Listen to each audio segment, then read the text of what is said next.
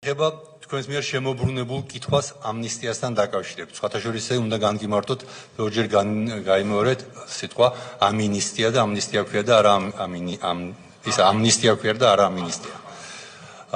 უნდა განგიმართოთ ერთი რამ, პირველი.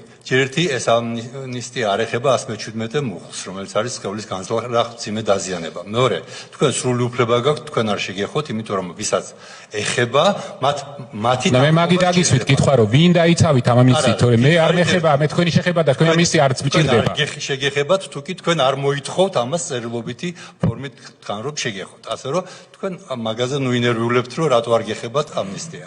და მესამე, დიახ, მაშინ იყო ნაცები დაიცავით? შტურმი ვინც მოაწყო, ისინი დაიცავით? პოლიტიკური კრიზისი ქვეყანაში, რომელსაც რა პოლიტიკური კრიზისი იყო იმ შარმიშელის პუნქტიდან 9 პუნქტიდან ერთი შეასრულეთ. ხმას ტონს დაუწიეთ და ამიტომ ნაცები დაიცა, არა, უბრალოდ ამის აღიარება გიჭირთ. რა ნაცები დაიცავით?